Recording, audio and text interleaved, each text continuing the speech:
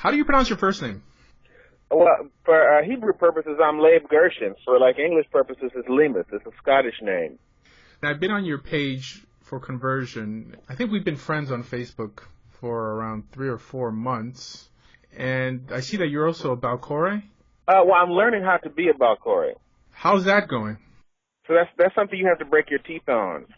It's very interesting, actually, because what I did was I bought this encyclopedic book about Kriyat HaTorah. And I find that most people around here, they don't understand it at that level. So, I mean, if you decide you want to work with one person, you can't get all of what you need from one person. I mean, like, almost nobody around here knows how to read music. Nobody understands the concept of a scale. And then if you find somebody who does understand the concept of a scale or, like, melodic motifs or whatever, then you ask them about the grammar, and it's like, so... And don't even say anything. It's only one person in this entire city that I've met who understands what is a first level disjunctive. Where do you live? In Oak Park, Michigan. Okay. All right. Is that near Detroit? It's like 2 miles away from Detroit, but it's like a different planet. I was in Dearborn, and I found out that's also next to Detroit. All these little suburbs are very close to each other in Michigan. Yeah, that's true. And in Dearborn, I wonder, did you have your kippah on when you went there?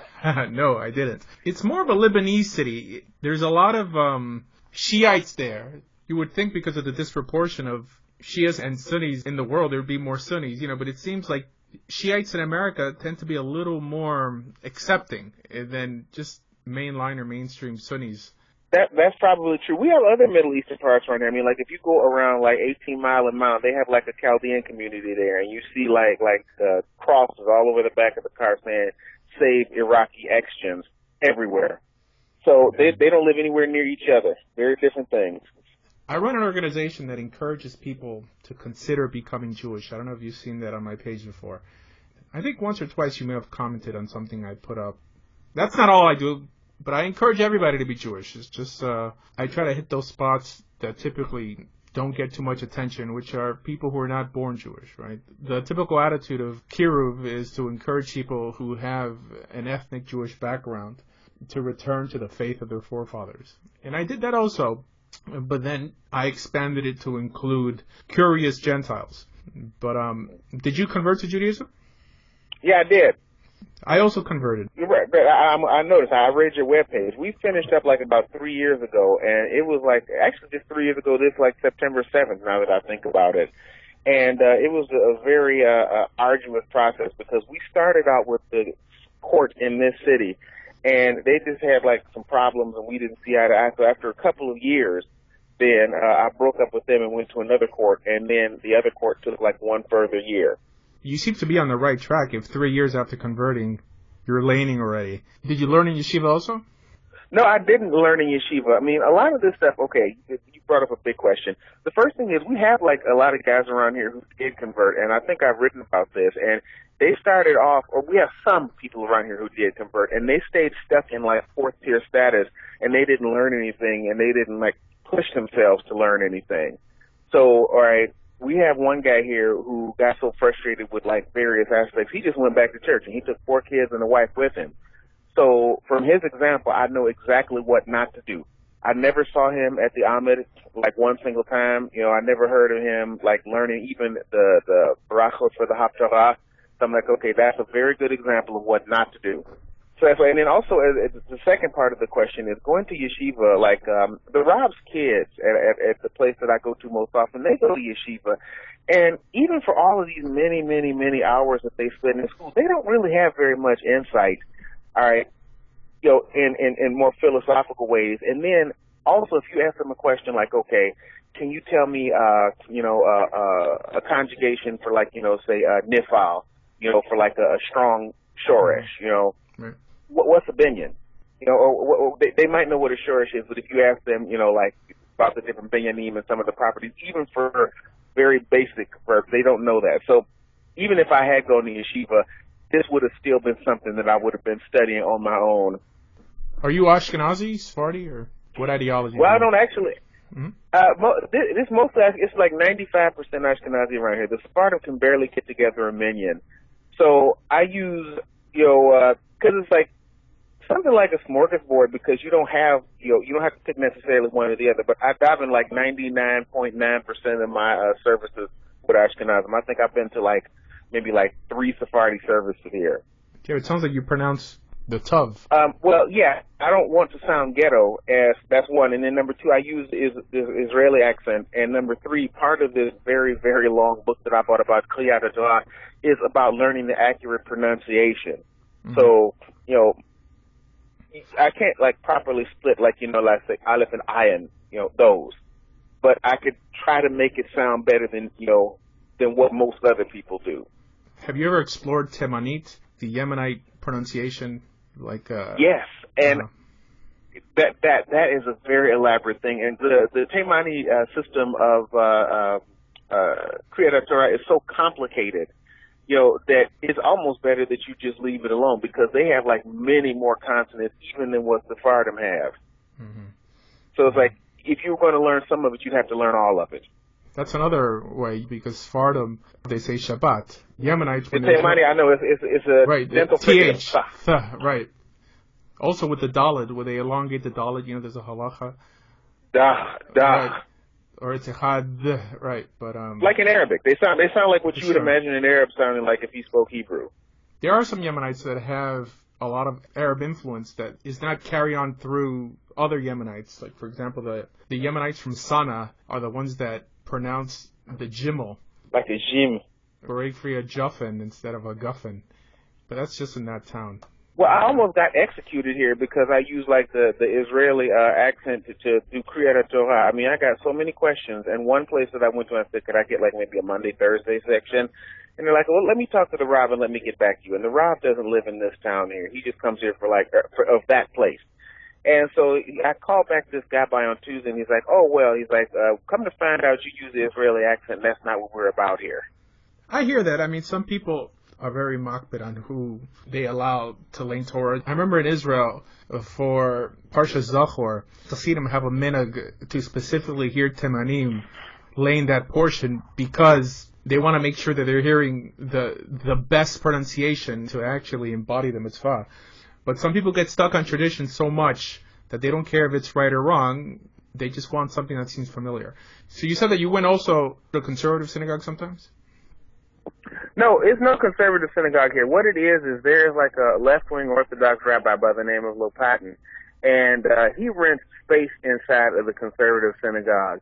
But I'm not interested. I mean, his minyan actually has many more people than what they have in the conservative minyan, believe it or not.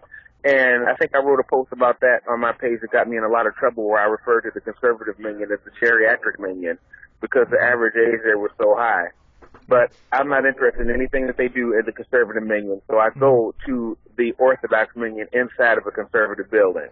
My friend's a Satmar Chassid, but they hired him once for a summer to lane in a conservative shul, and he told me that conservative Jews are typically more machbid on the traditional tunes, the traditional way that it's done than most Orthodox Jews are. Because most Orthodox Jews, that's absolutely correct. Yeah, they don't care if we just fly through it, but someone who hardly goes to shul, he wants it to sound like how people daven during Rosh Hashanah or Yom Kippur, right? So they're very much more stringent on pronunciation than someone just getting up and davening for the Yomid.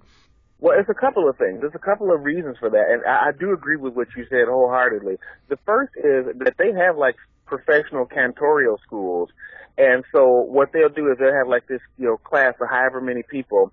And the first thing they'll do is test them out and see if they have the vocal ability to do this. Okay, can they stay on a scale tightly enough? And then after those people have been weeded out from that step, then they'll do one-to-one instruction. That's the first. The second thing is the conservative and reform, they do the Torah on a triennial cycle. And so since it's fewer words, then you can be more melodically accurate with it, and also it's less trop to memorize. Okay, and for Orthodox people, they read way more than what other people do, and so nobody can be expected. I think this one that I'm working on right now has 673 words in it. Okay, and it's taken a good little while to make sure. Okay, that's an etnachta there, and that is a munach that is in front of a revi, and it sounds this way, as opposed to one that's in front of Talisha Gadola. All right, it takes a long time to memorize that. And, to where every single trop mark is accurate. So most people, when you listen to them Orthodox lane, they know like maybe where most of the kavirs, most of the revi, but they just like fake it all the way through. So you hear that and it's not really the melodic motif that's written down on paper. Did you have a musical background before you converted? Yeah, I was a very good amateur pianist once upon a time. And if you know that most people who do singing is because they started out playing like either piano or guitar, so they have like the scale in their ears. So when I sing these things, I take a lot of trouble when I do the Kriyat Torah to make sure that it's on one particular key. And so I learn it on F, that's what it is for the Torah, and I think it's on D minor for like the Haftarah. And when I sing it, for some reason, it comes out a half step sharp. But it is accurate. Have you had a problem being a convert? I mean, I hear some horror stories. After I converted, I moved to Israel. I lived in Israel for 5 years, and I never really felt mistreated amongst Israelis, just because when you're there, they figure like if you made it this far, you're here suffering with us, you're one of us. But in America, it's always been like they think you're converting to marry into their family and take their money or something like that. Being that you have to go and request to see like if you could lane for people, you think that your status as a convert affects their approval? Well, I mean, all right, it's a couple of things. I mean, in this Eretz Israel, everybody there is Jewish, so people don't see like, okay, if you put this black person up at the Ahmed or at the Bima, and it's a couple of people who go away, then it'll always be somebody to come back there. Here, it's like it's not all of that many Orthodox families here. That's one, and they seem to open up new schools like every 6 months. So it's a zero-sum game trying to find parishioners. That's one. And then the second thing is when you go to these events, like this or that Simcha, all of the people who are picking up trays at the Simcha are like black, or at least 80% at every single event.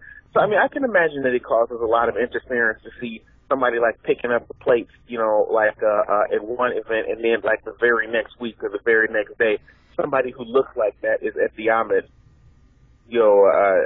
during the Chazara. Mm-hmm. So, and then that's one thing. And so a lot of these are they're like terrified of like losing a parishioner. And the Rav of the shul to which I go, he happens to be independently wealthy. So he doesn't need to worry about if there's a few less people there. He's always the one paying the bills of the shul out of his business empire, But if it's like another one of these basement shuls and, they're late on the electricity and they're asking for donations to get the utilities paid, if one or two people, stop showing up or stop sponsoring Kiddush, then that's just about the end. It sounds like you're doing them a great favor. The average person in shul doesn't want a lane. It typically falls on them. I mean, people freak out when they call them up for maftir. So it seems like for someone to just walk out of the room, there was a shul across the street, I understand, but up there, it's like a one sheriff town, right? Like, where are they going to go? It sounds like that is more racism than xenophobia. Because I understand the whole notion of there being not too many minorities in the Jewish world, so sometimes it's really just the fear of the unknown. In Israel, it's not a big deal because there's an array of cultures and ethnicities in the land of Israel.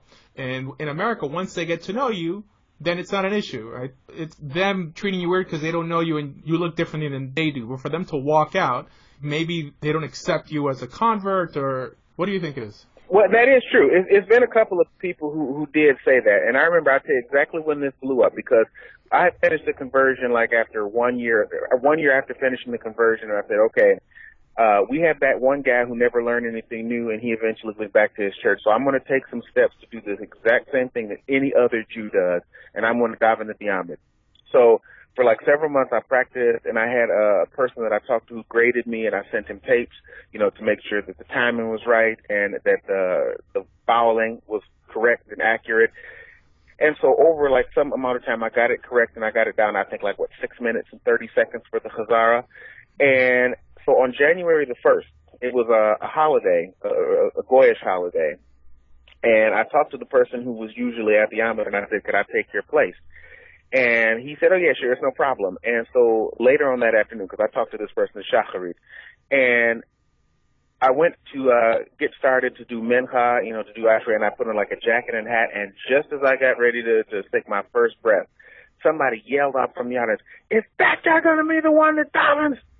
And then the weekday guy walked in. He's like, "You're not ready yet. You're not ready yet. So come up here and take the Ahmed." And it was probably like 50 people in that room, and I almost had like a nosebleed. And so I wrote down what they did, and I put it on my Facebook page, and it turned into World War III about that. So it was definitely that one particular person. He did not want to dive in behind a black person. And he was very clear about that. And so it was several more months of fighting before finally I did get the Ahmed. And so when I wrote up what they had done on the Facebook page, one of those two guys, which was the guy who walked in at the last minute, he like slandered the conversion, and he took my chair because, you know, everybody sits in the same place. And so I used to sit next to him. So he took my chair so I couldn't sit down anymore. It was just really some juvenile stuff. But, you know, that's what happens if you go more to, like, to the yeshivish, like, Haredi places. If you go to Young Israel, you know, these modern Orthodox places, the left-wing Orthodox, then they treat you just like anybody else. And also, if you go to Chabad, they got no problem with black people there either. Mm-hmm. Well, even though they didn't convert you? Yeah, even though they did not convert me. And, you know, it was a place that I went to because I'd had it in my mind that I wanted my sons to go to a yeshivish school because I thought it was more machmor and more stringent. And, you know, everybody when they come into this, they're like really smitten with the black hat, you understand? And so I was no different to all of those others. And so I stayed at one place for a couple of years because they had a Rob there who had a connection with the local yeshiva school here. And I thought, okay, if I can build a rapport, then I can get the letter of recommendation. And after the end of the second year, right in the middle of the first year, I said, all right, I'd like to dive in for the Ahmed for like a mincha l'chol. And he's like, just wait. We got a lot of people that have to go. Let's talk about it again after Pesach. And then Pesach came, and he's like, just slow down. And then finally I asked him the third time, and he's like, sorry, we don't hold that way. And so I walked right out of there. I didn't even finish the service and never came back. Wow. So it was fine to pay membership dues. It was fine to sponsor Kiddush. And I could even get an Aliyah every now and then. But when I asked to dive in for the Ahmed, even though the person who verified me and trained me was a member of that shul, he was the treasurer, you know, that was not enough for that particular Rav. There's certain reasons for someone not to want someone else to be Shaliach Sibor, but those handful of reasons don't apply here. And if your pronunciation is correct, well, like you mentioned earlier, the distinction between the Ayin and the Aleph and the Chet and the Hey, also, I don't know, like if they hold this against you, there's one statement brought down by the Rambam about having a full beard, but I'm pretty sure if it's a yeshivish place there, most kids that go up to daven don't have a full beard. It can't be nothing but racism then.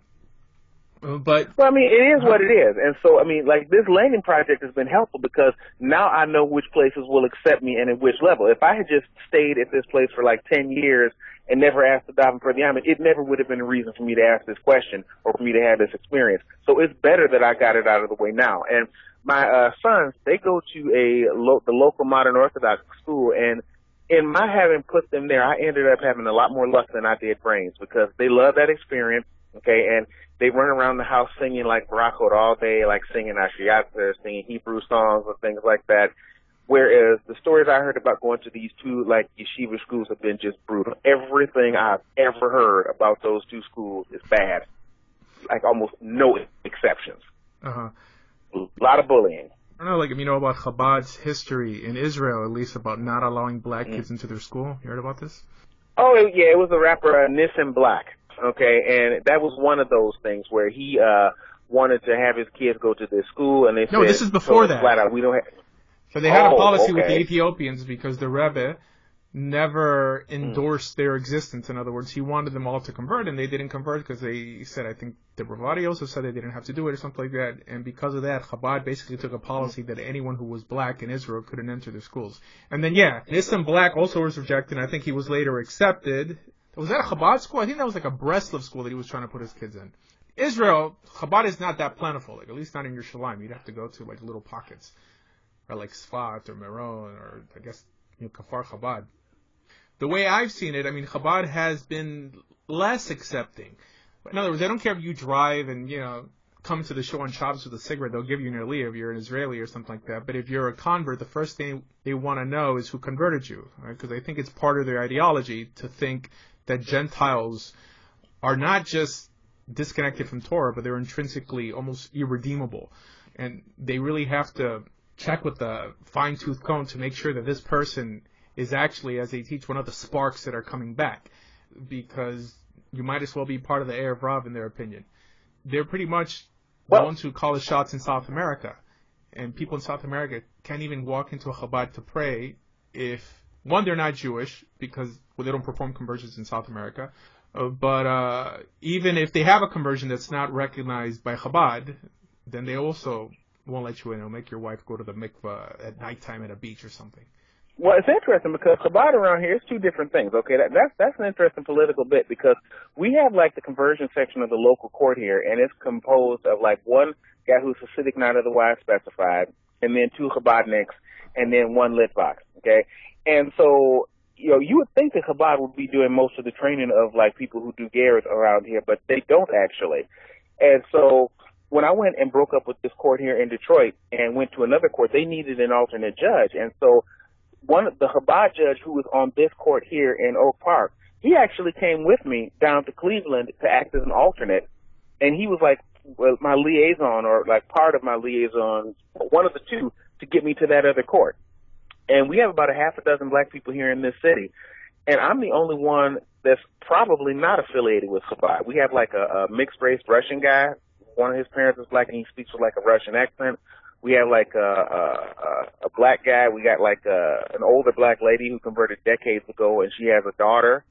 And we had like a black girl who converted a couple of years back, and she was hanging around in one of the Chabad houses there. So Chabad, at least in Oak Park and Detroit, is a dumping ground for black people. Well, I'm glad to hear it. I mean, I'm not trying to bash Chabad when they're doing the right thing. I've debated a few, and their approach on converts. I mean, Chabad is not known for performing conversions at all. True. If someone goes to Chabad, they'll take you to the Chet Beit Din in the region to convert.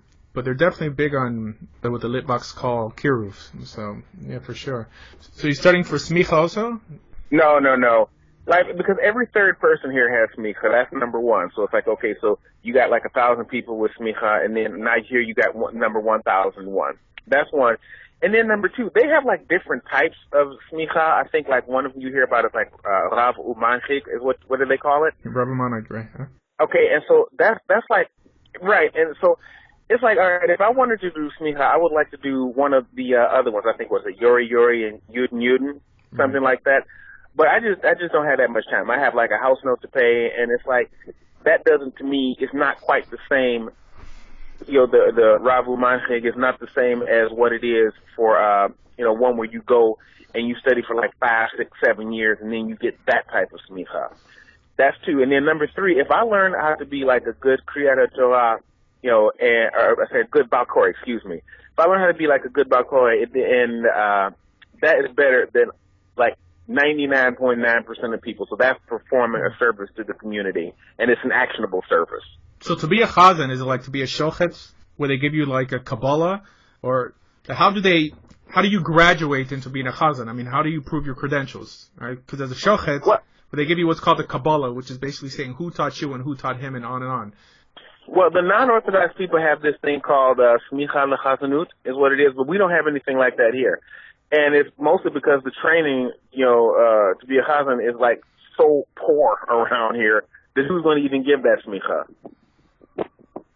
I mean, just to give you like one little example, okay? I don't mean to really belabor this point, but it was a parsha that I was working on, and so I do a testing with a tuner to make sure that the key is still accurate. So every single pasuk, if you learn this in F, the end of every single pasuk, the sof pasuk should end on an F, okay? And so it came this time where it was hard for me to make this transition between like these two words, which was like an etnachta was the first, and then a kadma was the next. So like, etnachta, kadma. And so I asked some people about, okay, I can't get this transition down accurately, what are the exercises? And they're like, what the so-and-so are you talking about? So it's like, okay, so much for that. So I actually had to contact a vocal coach, on one of these Facebook groups, and like, okay, well, this is the exercise that you do for that, that melodic transition. I worked for a little while in a conservative synagogue, and those guys went to JTS Cantoral School. I mean, that's the big shot school in the conservative world, but they're top notch. and they travel the world. But it's a shame. Well, at least in the Ashkenazi world, in the Sephardi world, there is a cantorial tradition. Most Ashkenazi shuls don't have a chazan, but every Sephardi shul has one. As a matter of fact, the Sephardi shul will hire a chazan before it hires a rabbi, because the average Sephardi Jew can't carry the note that he's supposed to unless he's trained, right? And also because he basically recites everything. The Ashkenazim chop off around 40%. Where do you stand in terms of ideology? In terms of what you believe? I'm not an ideological person. Before I was a Jew, I was an empiricist, and so when I decide what my position on this or that thing is, then what I do is go and see what somebody did wrong and don't do that. So, like the Chabad people, I'm not trying to throw salt on Chabad, but they have like that subset of them that are Messichists, I think is what you call it, and they have on those yellow flags. Okay, right. So the Meshiachistim, right? Right, and so if anybody thinks that they can identify the coming of Moshiach or whatever, then I go the other way, because I do know that that's wrong. Don't even think about, is Moshiach going to be here like tomorrow, or is it going to be next week? Because that makes sense to the wrong people. Okay, I gave the example of the guy we had here where he tried to, I just need to have enough faith and I just need to believe. And faith is something that can change over time. But if you know something like, water boils at 212 degrees, you don't need to be faithful about that. You can measure that every time. So I do not take any faithful approach to Judaism, because I know that can change. I take a rationalist approach, because that is not what Mr. Off the Derech and back to his church did. Mm-hmm. The yeshivish people, they have these great optics, with the big black hats and the long beards and the dour temperaments and whatnot. But what I found out through experience trying to do, either daven for the Amid or chant the Torah, those guys are not going to be the ones that are accepting. So that can't be my philosophy, because they can't see me as part of them. So Young Israel it is. More left-wing Orthodox it is, because that's what's feasible. Well, many Young Israels are actually towards the right. That's the show I go to. They are. I go to Young Israel of Hollywood, but I've been to Young Israel in Flatbush. It's straight Haredi. Here, it's more like what's called Hardal in South Florida, just because there's so many Israelis. But yeah, I embrace modern Orthodoxy. The way I categorize modern Orthodoxy is doing what's required and considering what's optional. And I also consider myself a rationalist, which kind of forces me to deal a lot with the Rambam and gives me a minimalist approach when it comes to mysticism, because modern day mysticism postdates the Rambam. So if someone really wants the straight meat where they'd be forced to really go by the Mishnah and the Talmud, but the Rambam is the gate to the Mishnah and the Talmud. In other words, if it doesn't appear in the Rambam, it's most likely not in the Talmud. Well, and the other thing is, just what you said, their mysticism, I wholeheartedly agree with you about this, because, when you start getting into these mystical things and you have people doing silly things, I think I was reading in a book where it was a young Hasidic couple and they got married and they poured water around the marital bed, because I guess they had this idea that it was these things called the buke. I don't know how do you say it, that it's like devils or whatever. And so this water, and then you also hear silly things like people praying at the graves of saints. Some number of Hasidim do that, and it's that has to be wrong, because you see people who go to church doing things like that, and you see people in Catholic churches using things like holy water. So I don't know what are the number of steps that they went down to come to that conclusion, but that's the wrong direction, because it makes sense to Catholic people, and it makes sense to just don't even get near it. Mm-hmm. We're kindred spirits in that area. Many people who are new to Judaism and don't know where to go, I redirect them to the Rambam and Mishnah Torah, just because that's the rationalist guide. It's the first complete codification before the rise of mysticism in the 13th century. And this is why they had to recodify with Shulchan Aruch and later Mishnah Berurah, Shulchan Aruch Harav, to introduce these Kabbalistic notions into halakha. Yep. And this is one reason I'm pro-encouraging people to convert.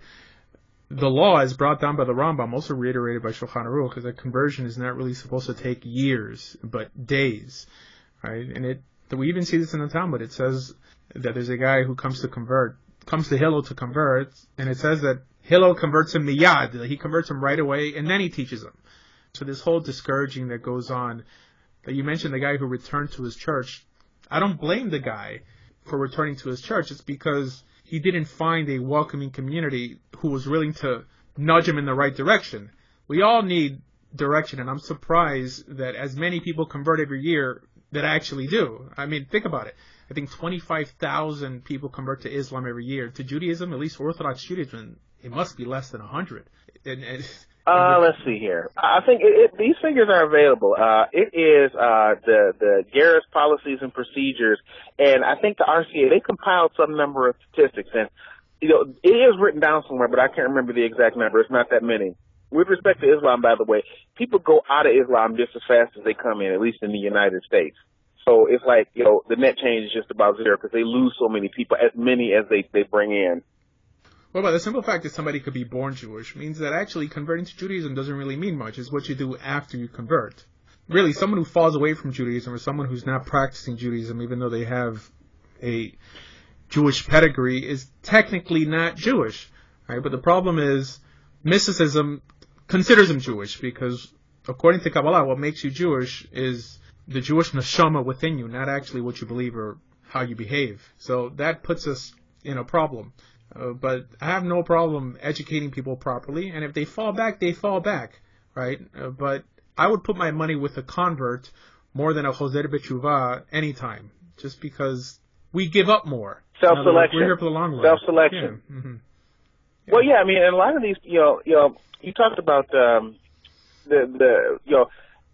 that's not. I hear what you said, but I mean, if it was somebody who, let's say they did something like really filthy, and they went to like a messianic church that's presenting itself as a synagogue, okay, and then they came back because this actually happened in Chicago. Now that I think about it, they had two people who were like missionaries in disguise, and they went there and they put on clothes like black hat Jews.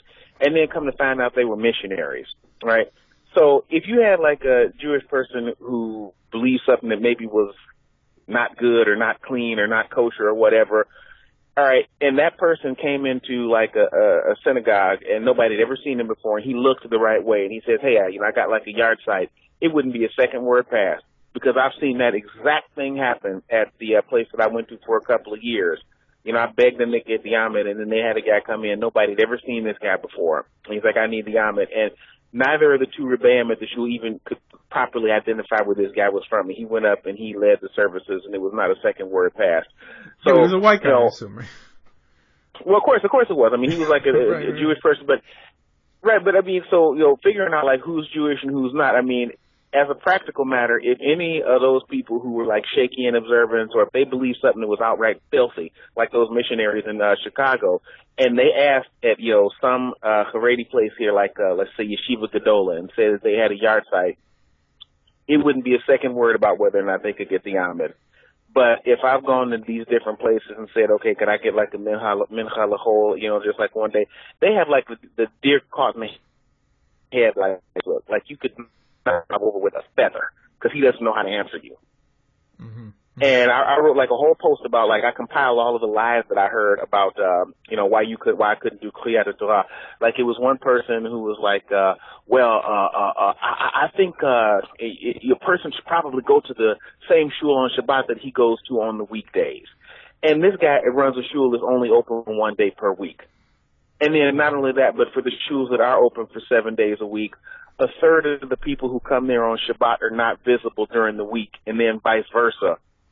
All these people that you see during the week, you just don't see them on Shabbat because they have a Shabbat place. So, like that Rav who told me that he was telling a bald-faced lie, but he just didn't know, okay, how am I supposed to answer this? But if it had been somebody who, looked the right way or whatever, and they said, hey, could I get Maftir and Haftar? Oh, yeah, sure, go ahead. No problem. The question is, what keeps you religious? I mean, I know what keeps me religious. Well, okay, so you asked what keeps me religious, and the answer is because, the Jewish life has worked very well for a large number of people, number one. Okay, number two, I've seen like the horrible degeneration of people like my relatives where, you go back, say, 3 generations or 4 generations, and I knew all of these people, by the way, in my family, like my great-grandfather. He went to work every day, and he made sure that his kids got a chance to go off to school. But then you skip forward like 4 generations, and you have like one cousin who has like 4 babies by 4 different men, and we've not met any of them. Okay, so the Jewish way of life is very practical for like things that are useful in this world, like getting people matched in a matter of fact way, having like a good education, teaching people about like humanity and civility and things like that.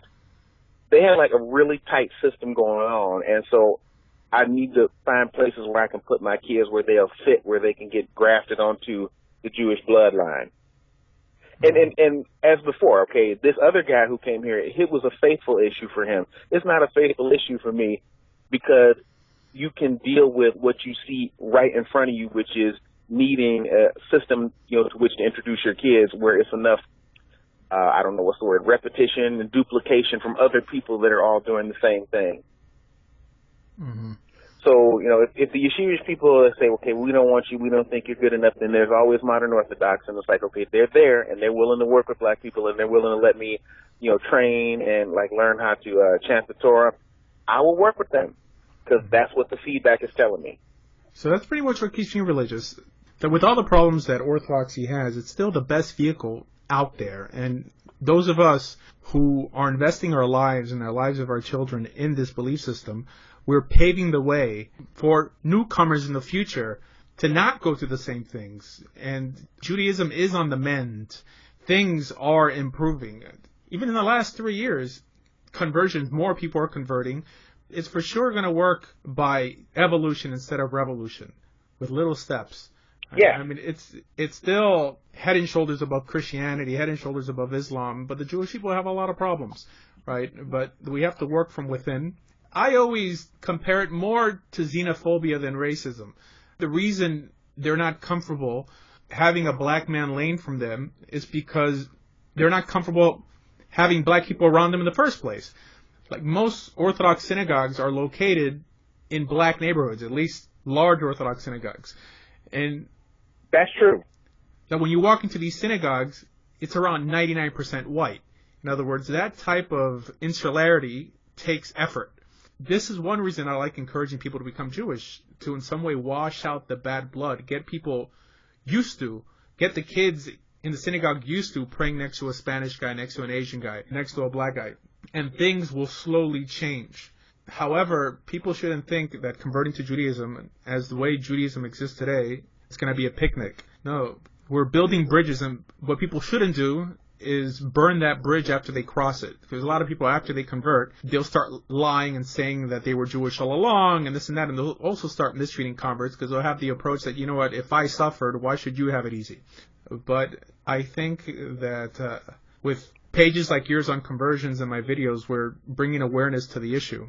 And things will have to improve. That's my hope. Well, possibly. That's what I said. Well, man. Thank you for calling and thank you for chatting with me, all right?